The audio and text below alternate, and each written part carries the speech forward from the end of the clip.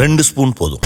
Line date syrup, இதுல iron, fibre, vitamins, நோய் எதிர்ப்பு சக்தி அதிகமா இருக்கு. Lion date syrup. Wherever you go, whatever you do, throw a little at it. Omax, Vest and Briefs. வங்கதேசத்தில் மீண்டும் கலவரம் வெடித்துள்ளது. பிப்ரவரி மாதம் பார்லிமெண்ட் தேர்தல் அறிவிக்கப்பட்டுள்ள நிலையில் வன்முறை கட்டவிழ்த்து விடப்பட்டுள்ளது.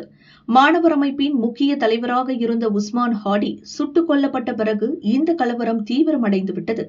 இதன் தொடர்ச்சியாக அப்பாவி இந்து இளைஞர் தீபுதாஸ் கொல்லப்பட்டார். நடுரோட்டில் அவரது சடலத்தை தீ வைத்து கொளுத்தினர். இன்னொரு பக்கம் இந்து குடும்பத்தினர் வசித்த வீட்டிற்கு தீ வைத்தனர். நல்ல வேளையாக வீட்டின் பின்பக்கம் உள்ள வேலியை பிரித்துக் கொண்டு குடும்பத்தினர் உயிர் தப்பினர்.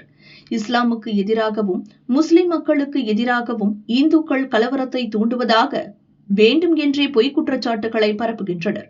மாணவர் அமைப்பின் தலைவர் உஸ்மான் ஹாடி கொலையின் பின்னணியில் இந்துக்களும் இந்தியாவும் இருப்பதாக பாகிஸ்தான் ஆதரவு அமைப்புகள் கலவரத்தை தூண்டிவிடுகின்றன. இதுதான் வங்கதேசத்தில் இப்போது நடக்கும் கலவரத்திற்கு முக்கிய காரணம்.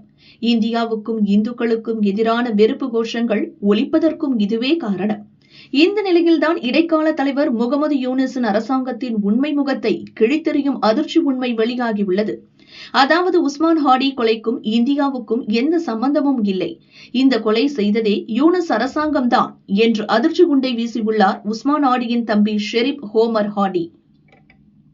ஷாபாகில் தேசிய அருங்காட்சியகம் முன் நடந்த தியாகிகள் உறுதிமொழி நிகழ்ச்சியில் பேசிய அவர், யூனிஸ் அரசாங்கத்தை பார்த்து உஸ்மான் ஹாடியை கொலை செய்ததே நீங்கள்தான். இந்த சம்பவத்தை ஒரு பிரச்சனையாக பயன்படுத்தி தேர்தலை சீர்குலைக்க முயற்சி செய்கிறீர்கள் என்றார். இந்த கொலையில் வெளிப்படை தன்மையுடன் நடந்து கொள்ள அரசாங்கம் தவறிவிட்டது. உஸ்மான் ஹாடிக்கு நீதி கிடைக்காவிட்டால் நீங்களும் ஒரு நாள் வங்கதேசத்தை விட்டு ஓட வேண்டிய கட்டாயம் ஏற்படும் என்று உஸ்மான் ஹாடி தம்பி சொன்னார். நடக்க இருக்கும் பார்லிமெண்ட் தேர்தலில் டாக்கா 8 தொகுதி சுயேட்சை வேட்பாளராக உஸ்மான் ஹாடி களமிறங்கியிருந்தார்.